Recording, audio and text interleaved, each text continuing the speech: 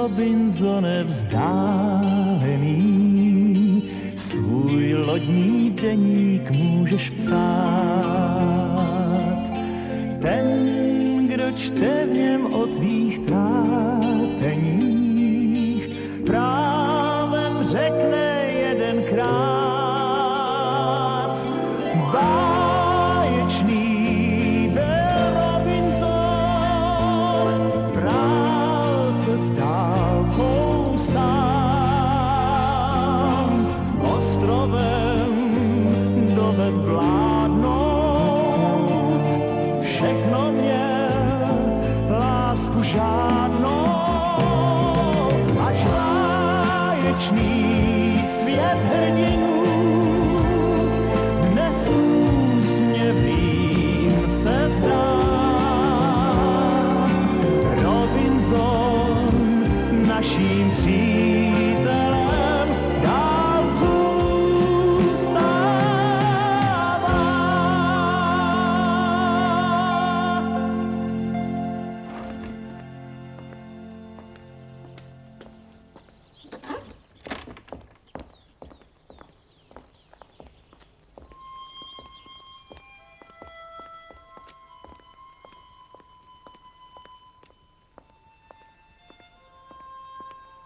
Nuže, nashledanou, přátelé. Teď konečně budu mít klid k napsání svých pamětí. Budete zaručeně jejich prvními čtenáři.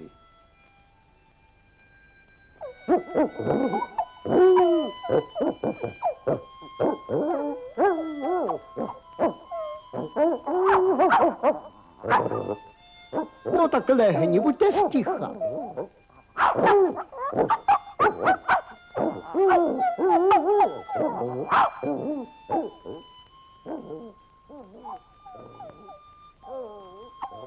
Kapitáne, posádka už čeká jenom na vás.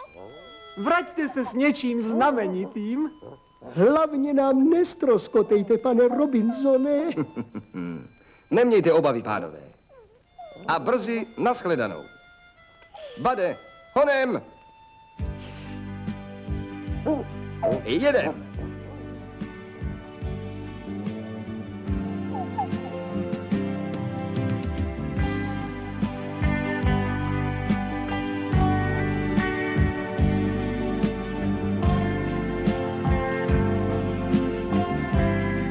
A pište.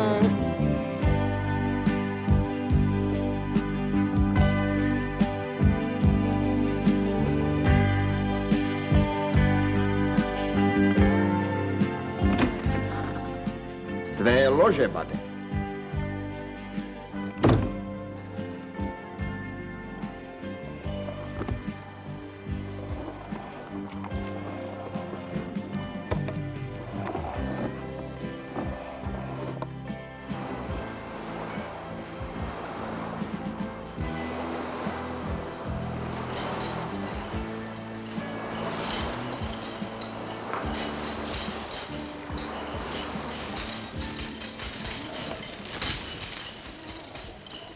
Ty okovy mě připraví o rozum.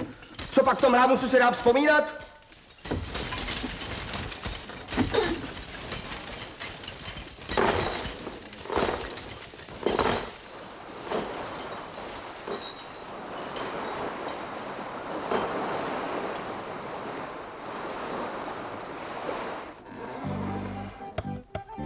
Jestli některé vyprávění prostého člověka o jeho dobrodružných příhodách ve světě bylo kdy hodno veřejné známosti, pak autor těchto pamětí soudí, že takové podává. Pojď sem.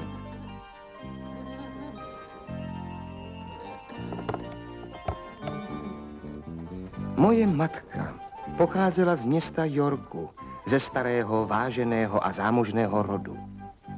Můj otec byl velmi zkušený muž a poskytl mi takové vzdělání, k jakému návštěva místní školy a domácí výchova postačovaly.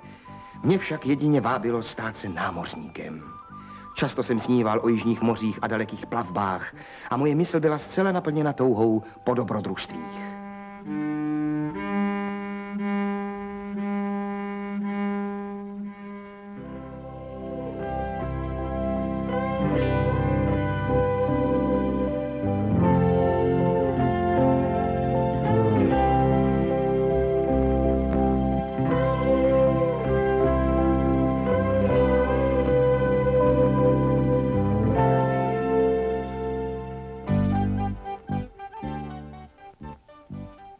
Jednou z rána zavolal si mě můj otec do svého pokoje a velmi vroucně se mnou rozprávěl. Milý synu, co jiného než nestálá krev tě nutká, abys opustil otcovský dům, kde si mohl dosáhnout štěstí, pohodlného a radostného života. Leč odnikud ti již nebude pomoci, odhodláš-li se k tomuto pošetilému kroku. Odejdeš-li, budeš nejbědnějším z lidí. Nedbal jsem nic otcových rad, ba podlehl jsem lákání kamaráda, který se chystal do Londýna a 1. září 1651 jsem odplul z rodného Yorku. Brzy po vyplutí jsem však poznal, jakou chybou bylo opustit klid otcovského domu.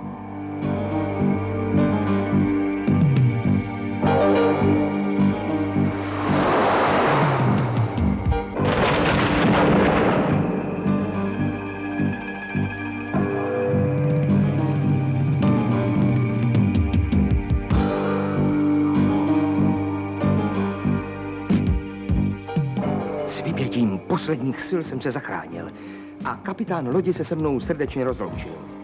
Mladí muži, můžu-li vám něco radit, nepouštějte se už nikdy na moře. S vámi by se potopila i zakotvená loď. Hodně štěstí na souši.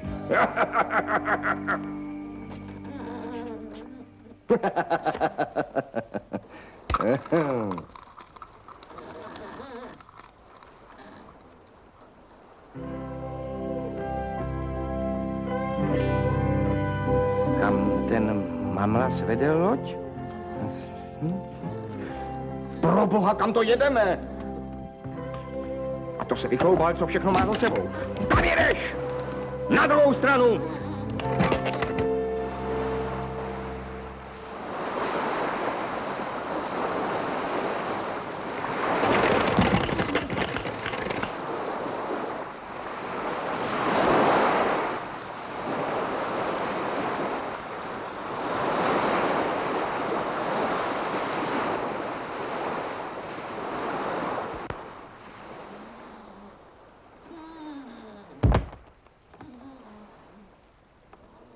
Bade, dej sem ten kalamář.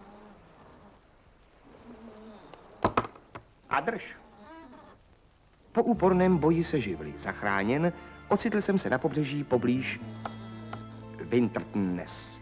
Mohl jsem se vrátit do otcovského domu, ale já, majet trochu peněz v kapse, odhodlal jsem se jít pěšky do Londýna. V Londýně jsem přišel do dobré společnosti. Seznámil jsem se tam s jedním lodním kapitánem. Netrvalo dlouho a kapitán správně poznal, že moje odvážná povaha plně vyhovuje jeho záměrům a nabídl mi, abych jej doprovázel na jeho obchodní cestě,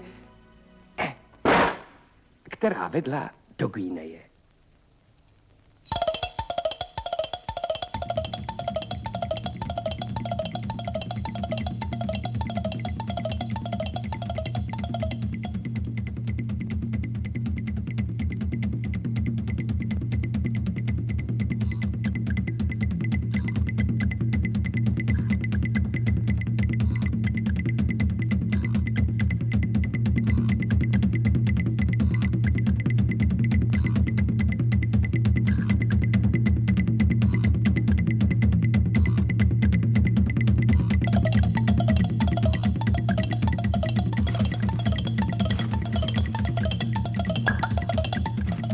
Zásluhou svého nezištného přítele kapitána nabyl jsem touto cestou 5 liber a 9 uncí zlatého písku, slušných vědomostí počtářských a osvojil jsem si poněkud lodnickou nauku. Zkrátka a dobře, naučil jsem se rozumět věcem nepostradatelným každému plavci.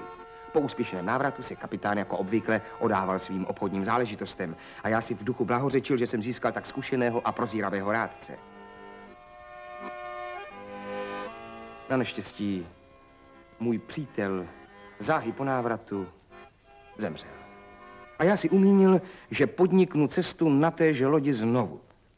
Během této plavby stihlo nás však hrozné neštěstí. Poblíž Kanárských ostrovů překvapil nás turecký korzár ze Salehu a hnal se za námi. Rozvinuli jsme tolik plachet, kolik jich naše stěžně unesli, ale když jsme spatřili, že nás dohání, nezbývalo, než se připravit k boji. Naše loď měla 12 děl, Dareba Lupič však jich měl 18. Nepřítel nalehl na bok naší lodi. A 60 jeho mužů přeskočilo k nám. Brali jsme do nich mušketami, dýkami a po 2krát jsme dobili paluby zpět. Leč Převaze nepřítele jsme neodolali. Naše loď se stala nespůsobilou a proto, abychom ukončili své útrapy, jsme se vzdali. Dopravili nás jako zajatce do Salého přístavu náležejícímu Maurům. Nejednali se mnou tak zle, jak jsem se obával, poněvadž jsem byl mlád a byl jsem k čemu, ponechal si mě kapitán Lupičů jako svou kořist. A učinil mě svým otrokem. Zavedl mě do svého domu a tam mě odevzdal do péče své manželky. Tak tedy skončila moje obchodní cesta, od které jsem si tolik sliboval. Nepřestával jsem se těšit nadějí, že mě pán také někdy vezme sebou na mořskou výpravu. Ale kdykoliv vyjížděl na moře, zanechával mě doma, abych pečoval o jeho zahrádku a vykonával roztodivné otrocké práce v jeho domácnosti.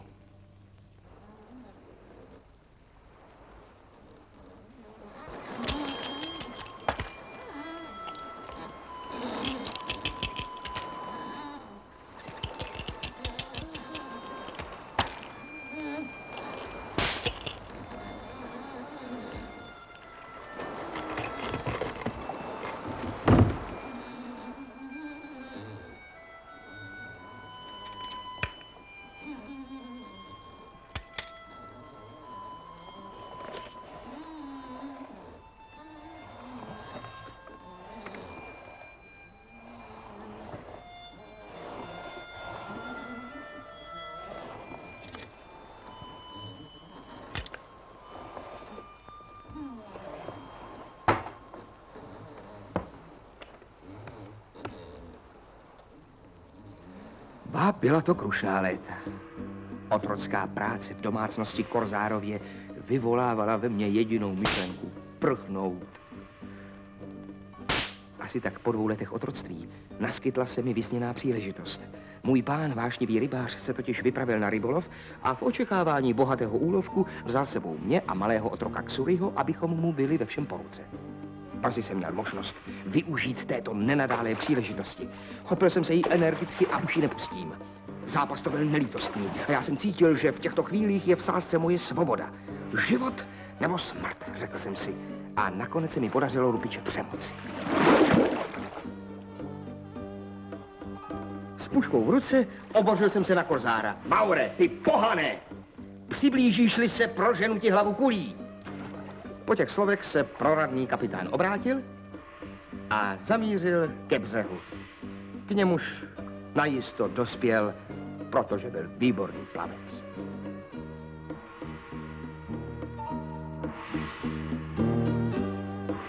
Pane! Pane! Pláchetní loď! Probudil mě po několika dnech plavby Xury. Ubožák byl strachy všecek bez sebe. Domnívají se, že je to jedna z lodí našeho pána, ale já jsem poznal, že loď míří jiným směrem. Radoval jsem se náramně, že jsem takto vyvázl z beznadějného postavení a nabízel jsem kapitánovi všecko, co jsem měl, jako odměnu za své vysvobození. Z křesťanské lásky odkoupil ode mne člun i se zařízením a nakonec i chlapce Xuryho, když mě ubezpečil, že mu po 10 letech daruje svobodu, dáli se Xury do té doby pokřtít. Takto jsem měl nyní přes 200 zlatých peněz a s tímto kapitálem jsem vstoupil na brazilskou půdu. Vymohl jsem si domovské právo a zakoupil tolik půdy, nakolik mě vystačily peníze. Ale žel. Vyvolil jsem si zaměstnání na dobro odporné mé povaze a protivné všem mým zálibám. Všechna práce tu čekala jen na mé ruce. Často jsem před svými sousedy litoval, jak lehkovážně jsem se zbavil Xuryho. Vyprávěl jsem jim potom, že v Guineji lze snadno získat za tretky nejen zlatý písek, ale i hojnost černých otroků na polní práce. Sousedé se mi svěřili, že zamýšlejí vypravit do Guineje loď, poněvadž stejně jako já pociťují zlý nedostatek dělnictva při svém hospodářství. Ujel jsem se toho podniku jako výpravčí a oni mi slíbili, že se mi dostane stejného počtu otroků jako ostatním, aniž bych přispěl do obchodu penězi. Také se mi zaručili, že v mé nepřítomnosti dohlédnou na má pole. A tak 1. září 1659, právě 8 let po útěku z domova, vstoupil jsem na palubu naší lodi. Nenaložili jsme mnoho nákladu. Kromě nejnutnějšího vybavení pro převoz otroků, vezli jsme ještě zboží pro směnný obchod s černochy, jako hračky, skleněné korálky, zrcadélka, sklíčka, nože, nůžky, různé tretky a podobné věci.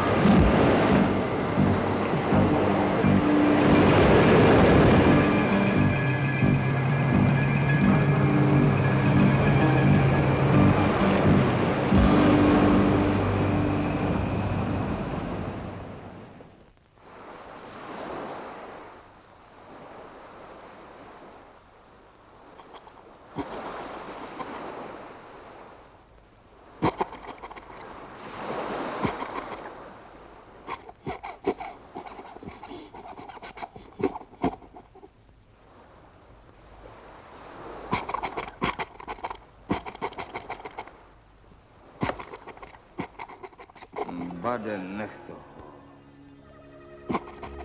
Fuj, jedeš ty ptíšero!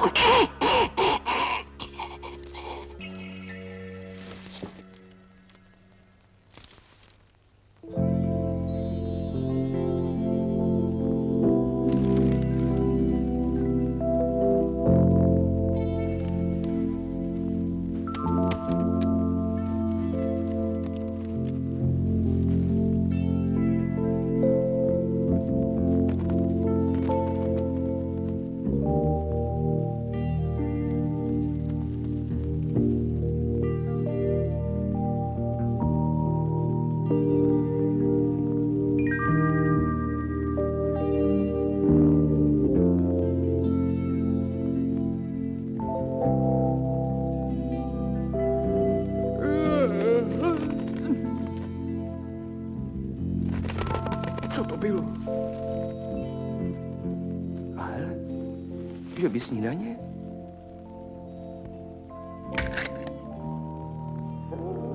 Snad to není Bad. Naše loď! Bade, hned jsem tam!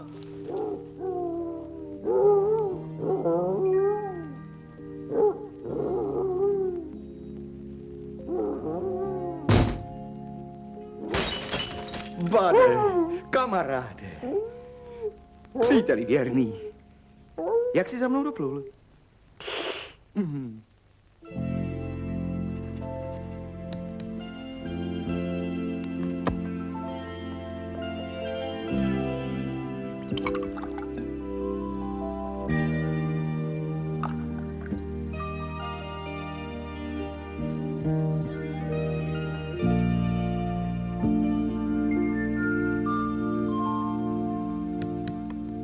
Jediným živým tvorem, který si na korábu zachránil život, byl můj věrný druh, pes Bad.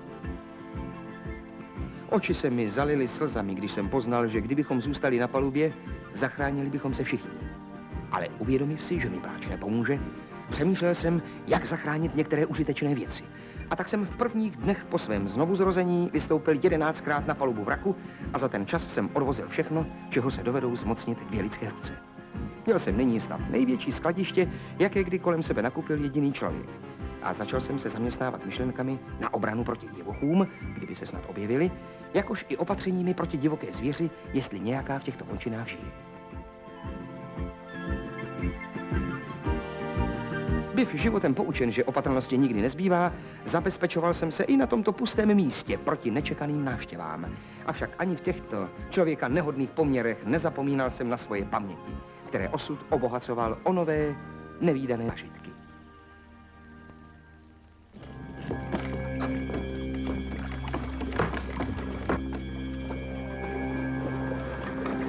Pro pána krále, Bade, co se to děje? Vždyť nás to táhne! Drž, co můžeš! Nepovol! Bade! Tak Bade! Dělej něco!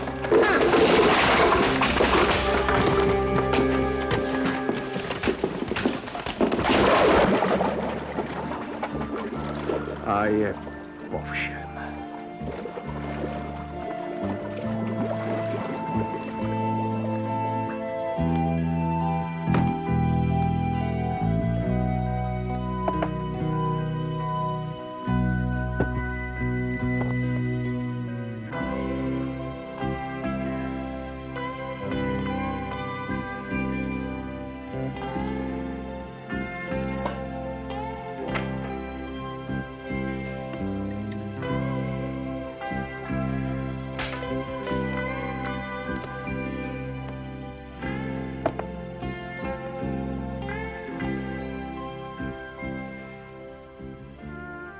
Na místě, kde mě moře vyvrhlo, vztyčil jsem velký kříž a vyřezal do něho datum svého zachránění. Tím vznikl jednoduchý kalendář, který zajišťoval povědomí týdnů, měsíců a let.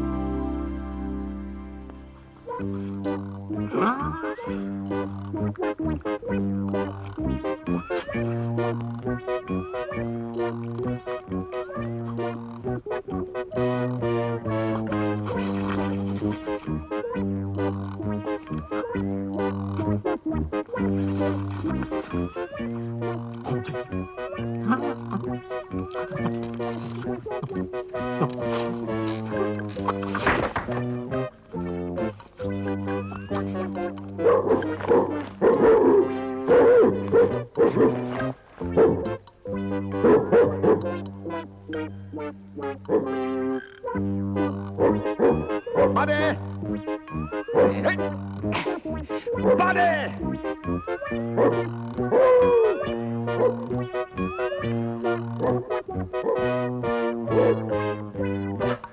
Pane!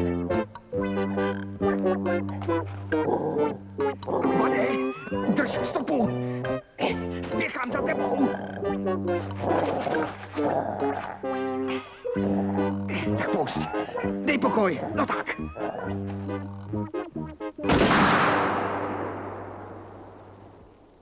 Co? To není pravda. To je zlý sen. Pane, pro pána krále. Vidíš to taky? Hrůza! Jsme na ostrově.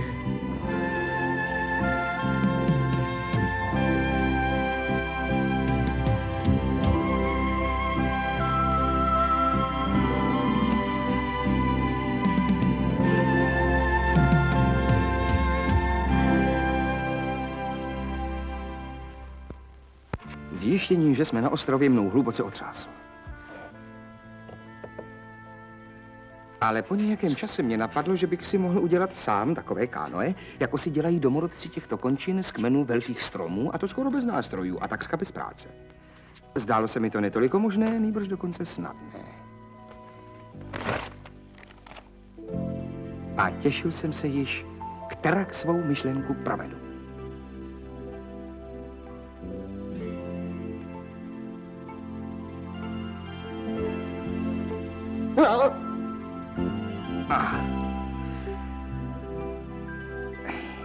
Díra do lodi. To by to dopadlo. No.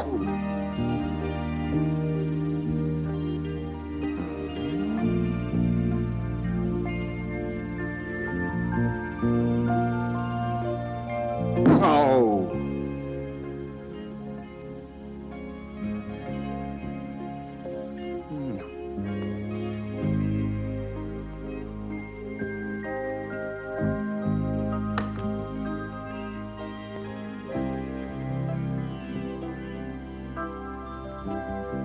Raz, dva, 3, 4, 5, 6. Zbláznil se, Spade? Tudy se leze do lodí? Už ať si venku. No proto.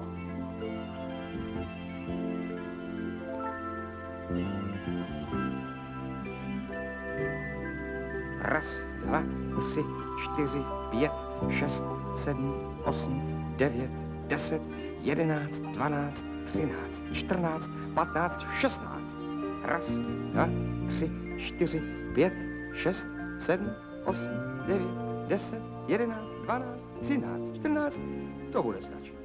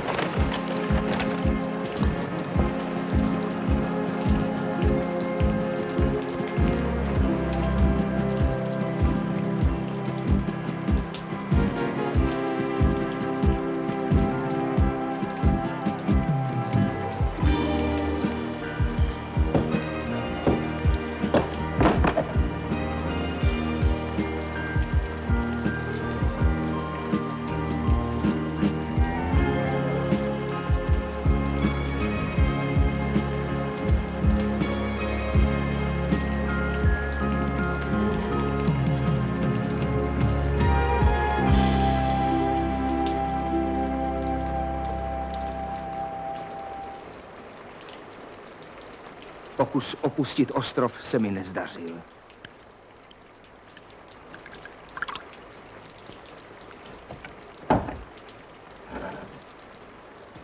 Navíc jsem v prudkém dešti úplně promokl a byl přinucen ulehnout, protože mi nemoc...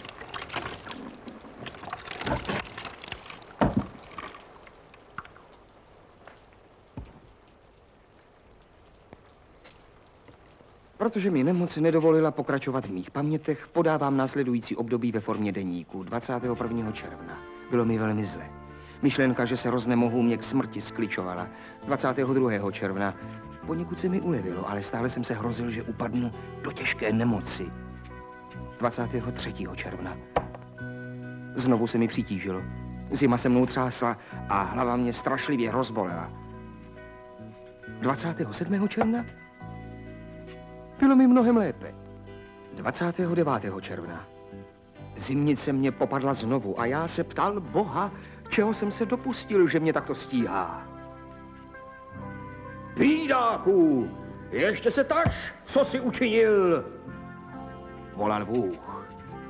Ohlédni se po svém hanebném životě. Povstaň a pohled. A ty lehni.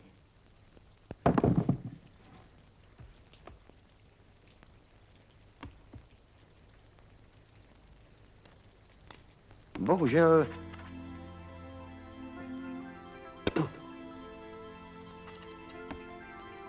inkoust mi záhy došel a psaní deníku ani paměti nemohl jsem pak již pokračovat.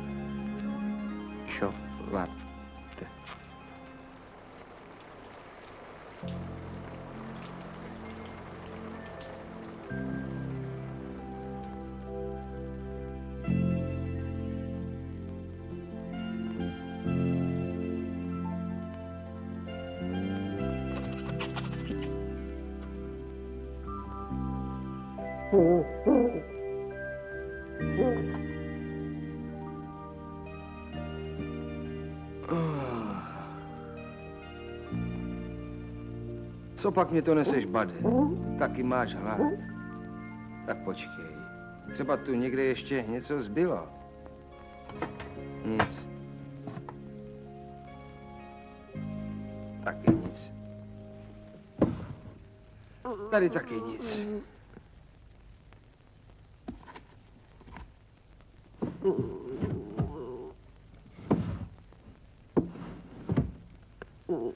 Ach, Bade, věrný druhu, už to tak vypadá, že nám nezbylo nic jiného než ten hlad, ale se zpěvem.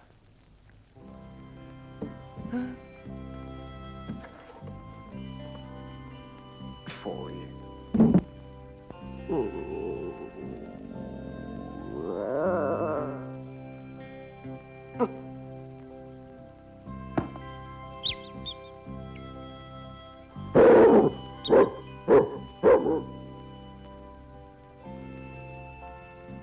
Já vím. Moc toho nezbylo, jen tak pro chuť, viď?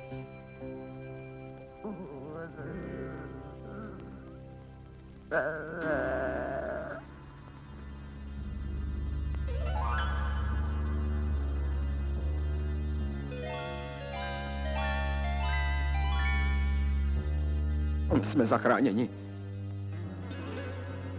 Bade, přines!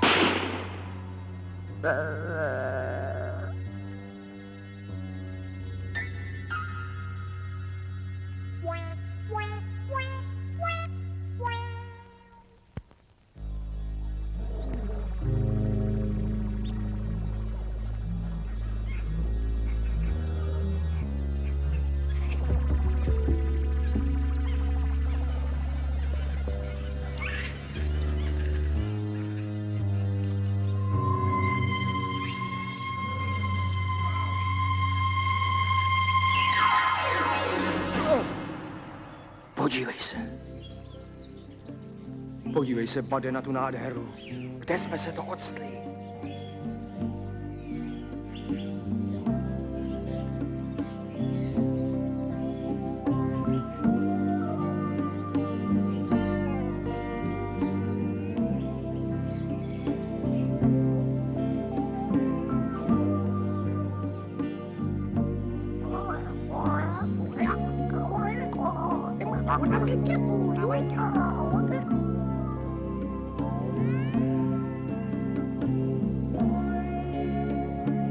Pojď, pane, pojď.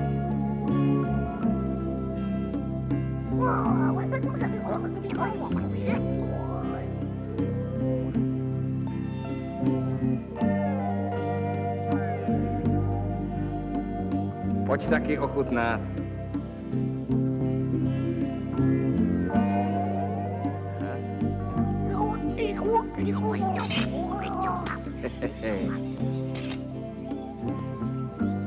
Co je tohle? To je... cibule. A tady víno.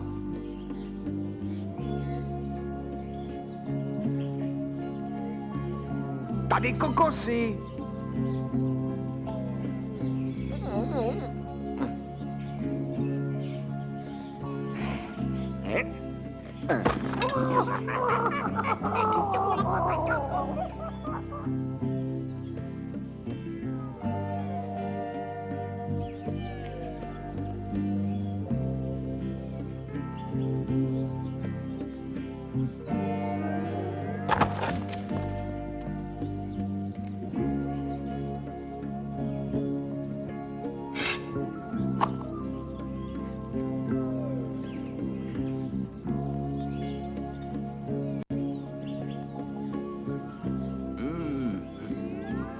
Pane, to je dobrota.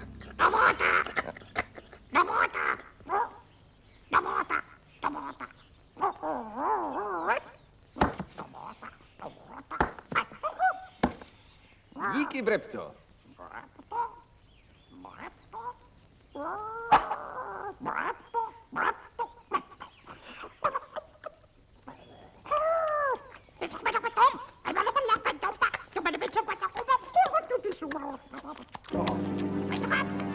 Jedeš o toho? Necháš to? No počkej.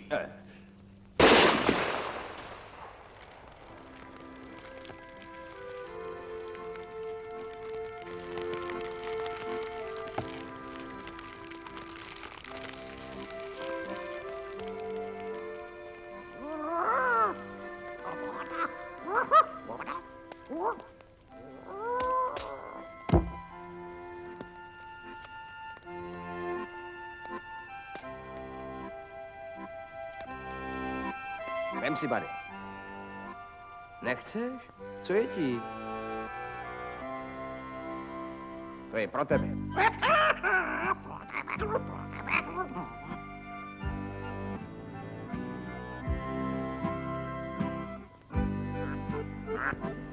A, máme dalšího strávníka. Chytej!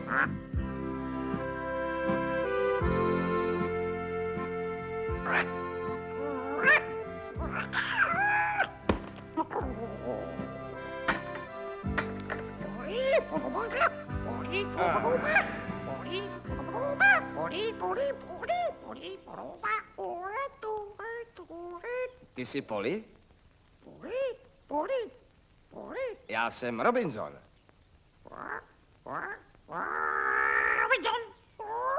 Správně. A teď se představ ty, Bady.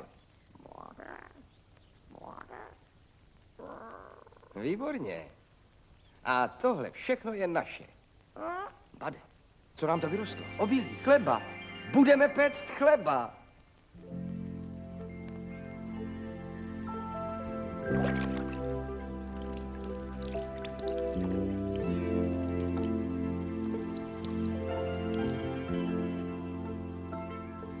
Kolik se mě toho vlastně urodilo? 1, 2, 3, 4, 5, 6, 7, 8, 9, 10. No, to nestačí ani na krajíček. Pořídím si pole.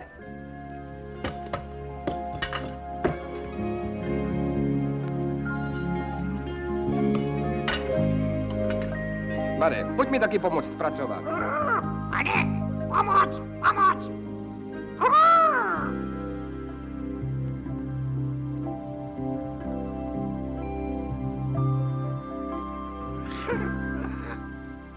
Pracovat, pracovat, pracovat!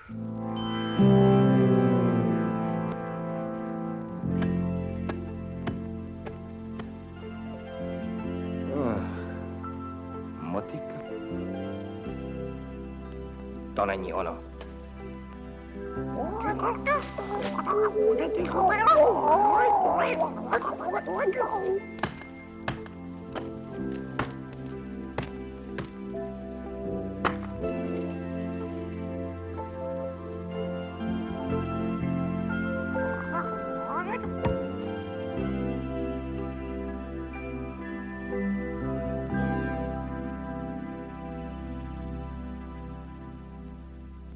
Made! Made! Made. Kde ten pes vězí? Badíku! Ukaž se!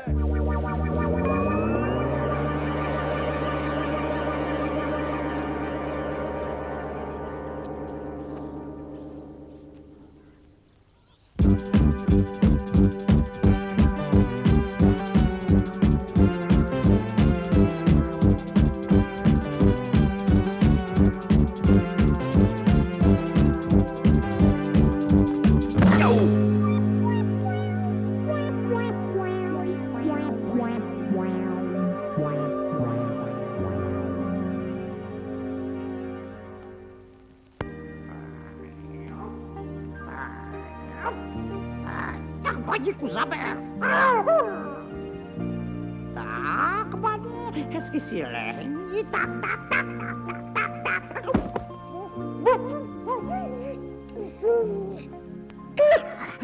Bade, počkej, já se vrátím. Robinsone, rychle, Badovi je hrozně zlé.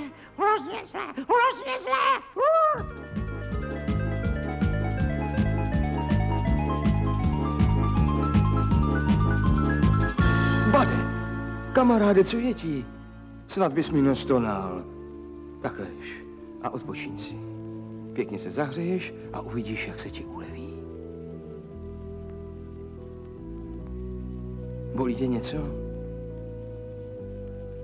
Jen počkej.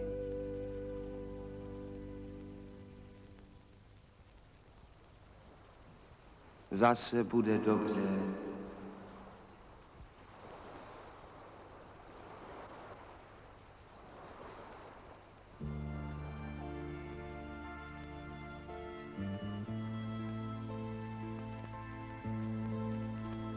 Bude ti chybět, viď? Bude.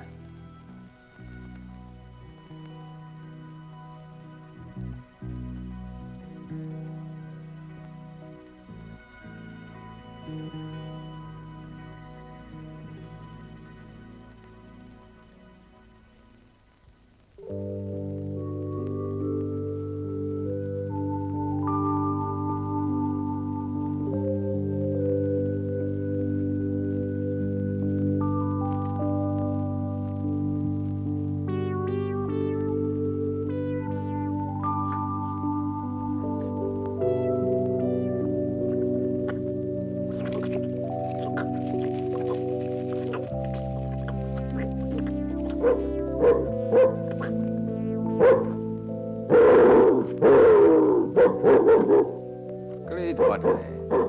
Totiž poli. Co se děje? Zas ten hološťák.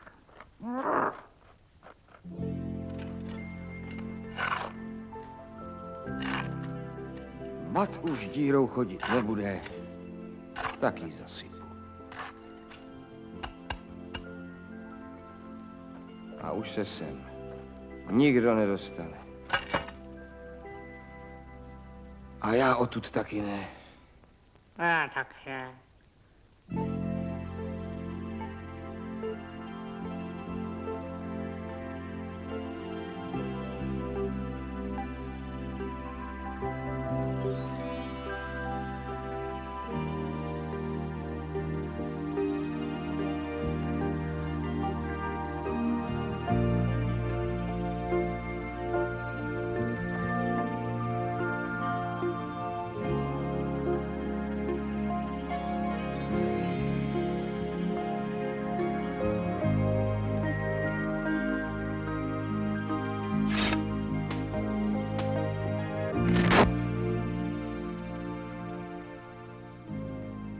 Tak to vidíš, Bade. Už jsme tady 25 let. Toto letí. Už peču chleba, ale jinak se tu vůbec nic neděje. Robinsone, pole máme celé rozdupané. Co to říkáš?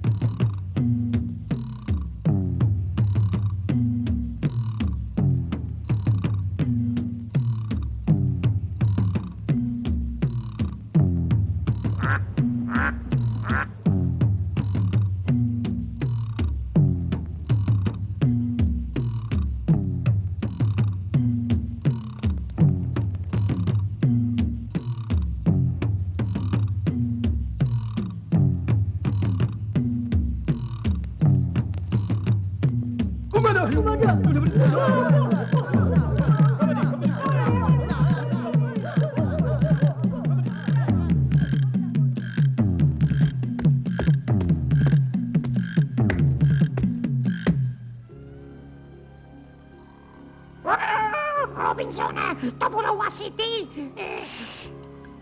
Jsem na stopě. To budou asi bůvory.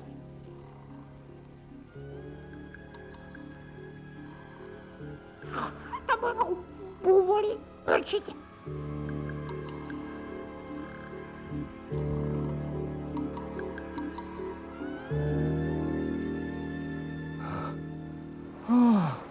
Člověk! Člověk! Konec samoty! Konečně uslyším promluvit člověka a budu opět hledět do lidské tváře. Jaké štěstí mě to potkalo. Co já jim jenom nabídnu?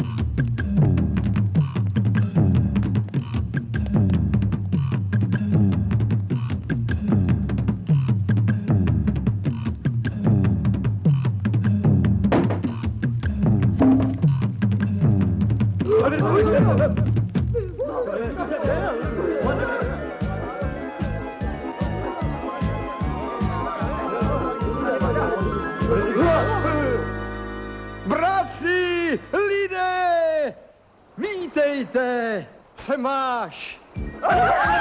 Vraťte se, proč prcháte? Jsem Robinson Crusoe, námořník z Yorku. Jsem člověk jako vy.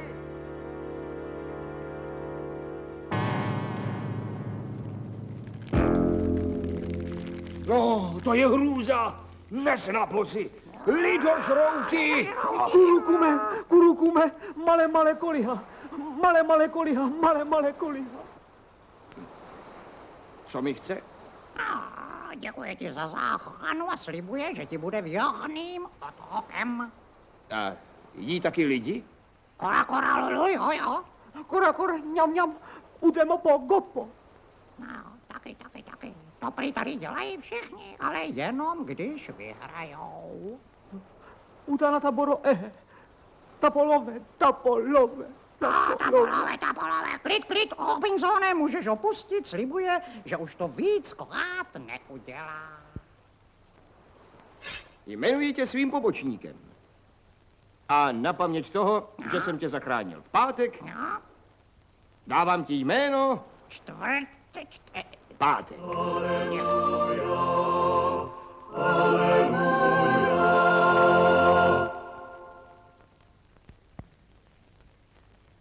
Pátku, tohle je šavle. Šavle. Správně. A tohle je obilí. Obilí. A teď dávej pozor. Viděl jsi? A teď to zkus ty.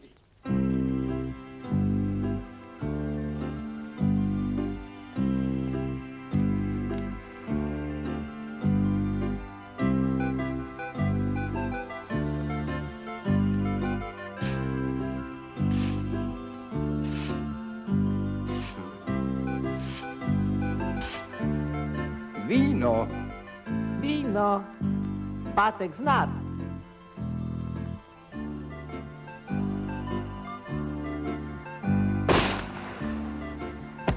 Kachna.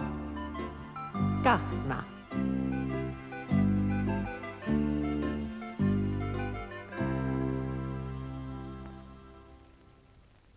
Tak vidíš, Bade, už mám zase pomocníka. A víš, jak mu říkám? Pátek. Je to sice divoch. A ještě nedávno lidožrout. Ale jinak je docela chápavý a rychle se učí. Škoda, že ho nemůžeš vidět. To víš, mám s ním spoustu práce. Učím ho všemu, i naší řeči a vůbec.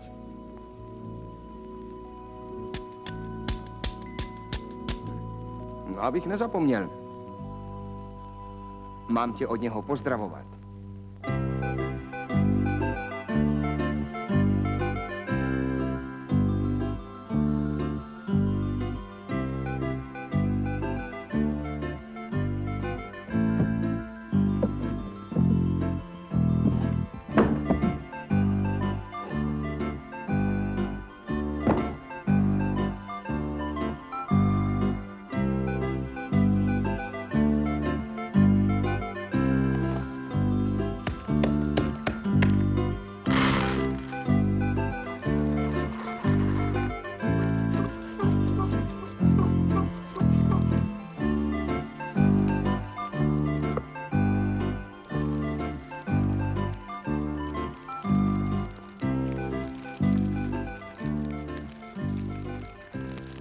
Pátku, proboha, co tě to napadlo, bez kachnu?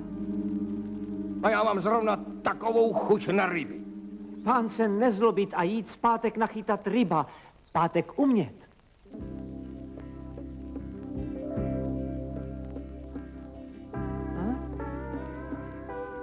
Díky. Rome, Pátku, kde jsi to vzal? Jedna moc dobrá paní nechala. Tohle taky. A tohle pán. Taky moc chutný, ale tvrdý. Pátku! To jsou vysoká anglická vyznamenání. Ano? S tou šerpou si připadám jako guvernér. Pátku, odcházíme do naší rezidence. Ano.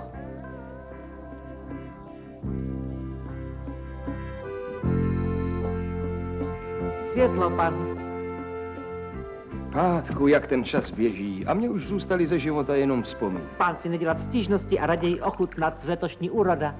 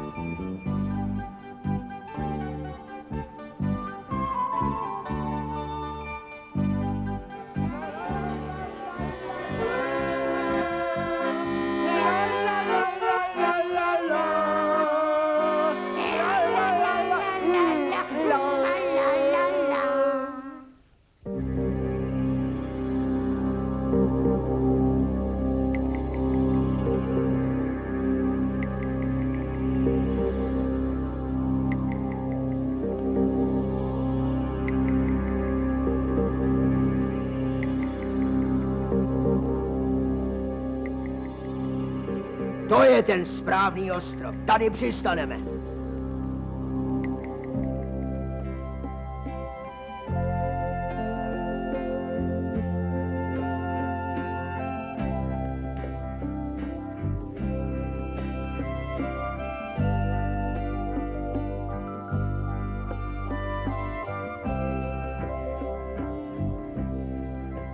Řekni mi, Pátku, není to tu jako v ráji, modré nebe, krásná země, na ní vysoké stromy, kolem nekonečné moře a na něm plují lodě? No ne, loď! Já se zblázním! Na mou duši skutečná loď, Pátku dalekohled. Je to anglická loď. No to je zázrak. Našli mě, už připlouvají. Pátku, přivítám je jako guvernér ostrova. Pospěš, ať jsem připraven.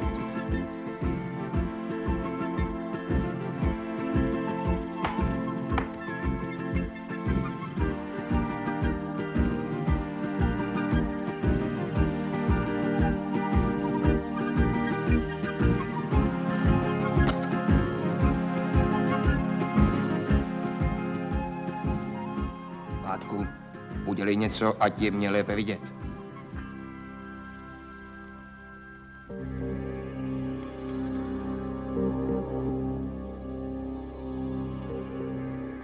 Pane, koukám, že anglické člověkové budou také jíst zajatec. Ale kde pak, Pátku? Obávám se, že je tu zabijí. Buď však jist, že se do nich nepustí. To ale ještě netuší, jak je přivítám. Co budeme dělat, pane? Musím něco chytrého vymyslet. Poli, Co je? rabašaké první obchod, jaké vyšší byli, babarí, koko, byli válčovat, který válo. Povedu! Pojď sem tu láhev.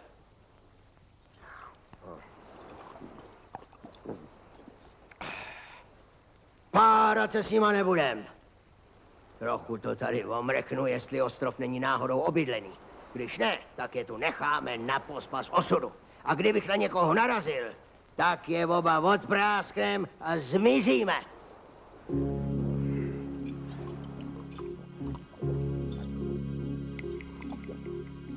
Když na někoho narazím, tak ho odprásknu a oba zmizíme. Říká ten jeden. Pátek mít nápad.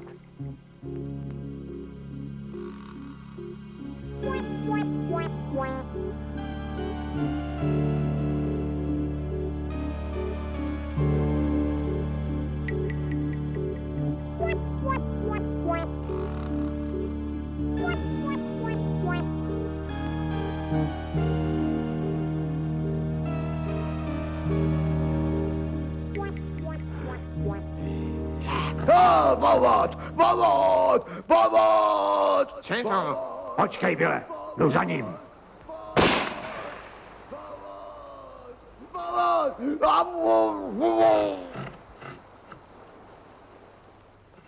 Bravo!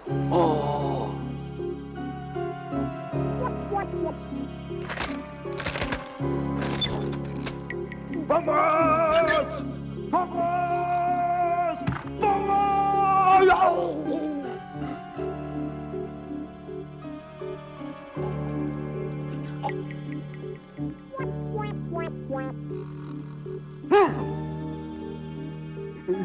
Ne, máte jít za ním.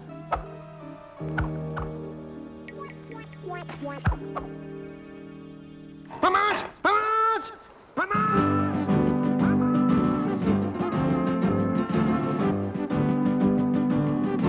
Tak to bychom měli.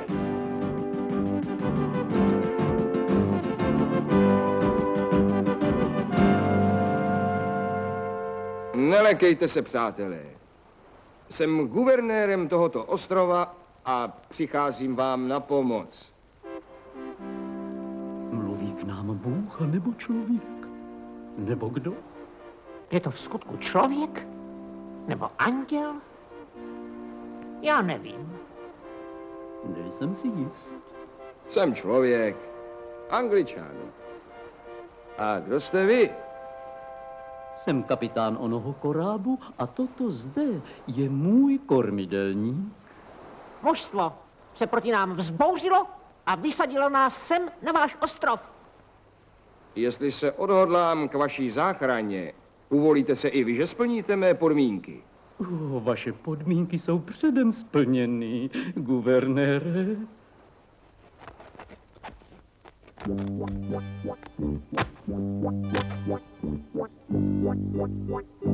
Opatrně, kapitáne.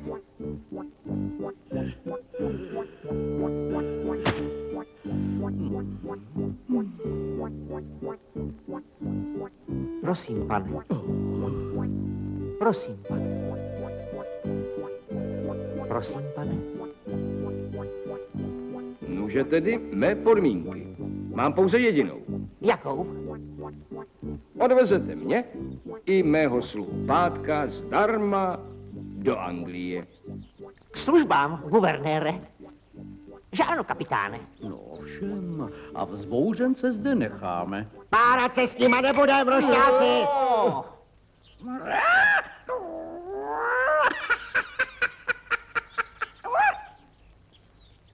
Promiňte. Na něco jsem zapomněl. Přirozeně, že odvezete i mého papouška Poliho. Moje loď vás všechny očekává.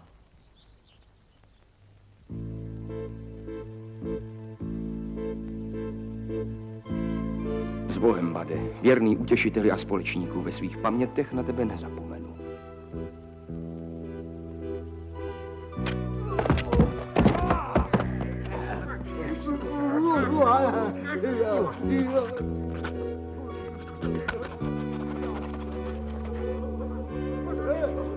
Kam jedete? Zastavte! Zastavte! Mějte se tu dobře a udržujte v jeskyni pořádek. Máte tam jídlo na 3 dny?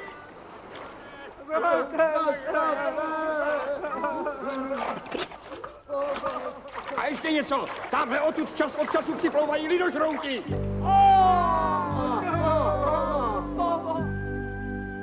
Tak mě napadá, máte na lodi inkoust, kapitáne? Co hrdlo ráčí, guvernére. Děkuji. A tak jsem 19. prosince 1686 opustil ostrov, na kterém jsem žil 28 let, 2 měsíce a 19 dní. Pryč z Londýna, já chci zpátky na ostrov. Táhněte darmožrouti. Táhat se s vámi nebudu. Už mě to nebaví, už mě to nebaví. A já chci klid. Po dlouhém putování vstoupil jsem dne 11. června 1687 na anglickou půdu, kterou jsem 35 let neviděl. Váš čaj, pane. Přesně opak. Nenechte se rušit, pane.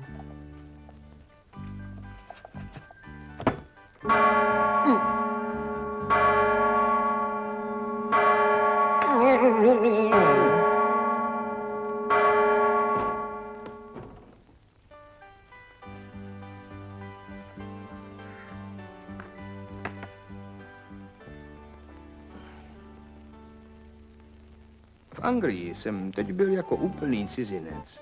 Jako bych tu byl nikdy nikoho neznal. Můj otec a matka již dávno zemřeli.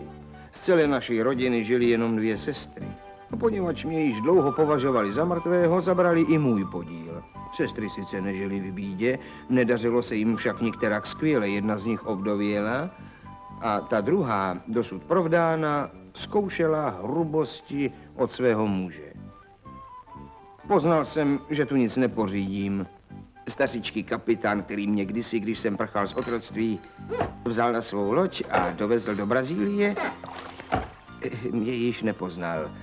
Teprve, když jsem si pohotově opatřil maurský kostým, upamatoval se, kdo jsem. Po vřelém uvítání mi stařec nabídl, že moje pohledávky u nájemců mého hospodářství vyřídí jeho syn, který měl z Brazílií stále obchodní styky. Hřejivá laskavost mého přítele mě tak dojala, že jsem nebyl zadržet slzy. Brazilská loď dovezla v pořádku můj podíl ve zlatě i ve zboží, majetak 1200 beden cukru, 800 tabákových svitků a 5000 liber šterlinků. Pořídil jsem si v Londýně velice pohodlný dům, který se brzy stal středem pozornosti londýnské společnosti. Hosté vás očekávají, pane? Kdo to sem k čertu leze? Jistá lady... Robi, drahoušku. Ben! Promiňte, pán vás nechce vidět.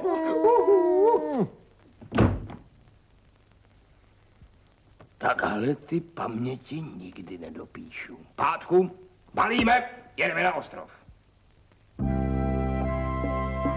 Jedeme na ostrov! Hurá!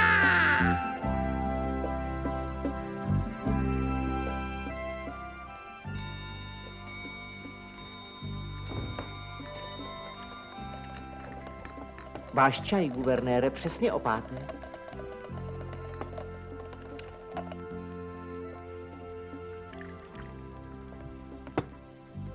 Mléko ne, medicínu. Kterou? Tu silnější. Prosím.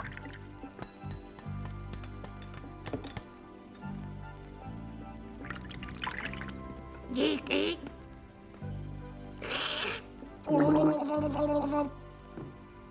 Budete si přát zákusek? Připravil jsem výborný dort se šlehačkou a třešničkami. Ano, tak se pochlup. Prosím. Třešničky. Pán tě nesmí vidět.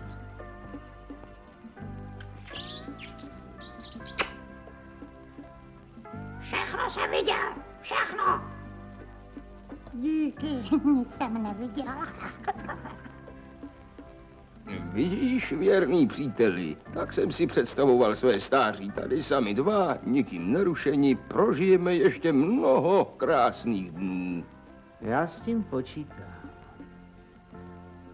Guvernére.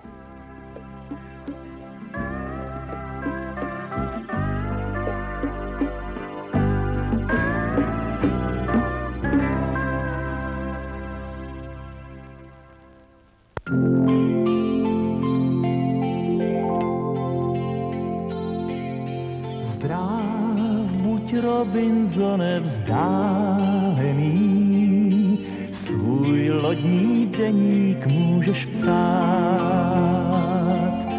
Ten, kdo čte v něm o tvých trápeních, právem řekne jedenkrát.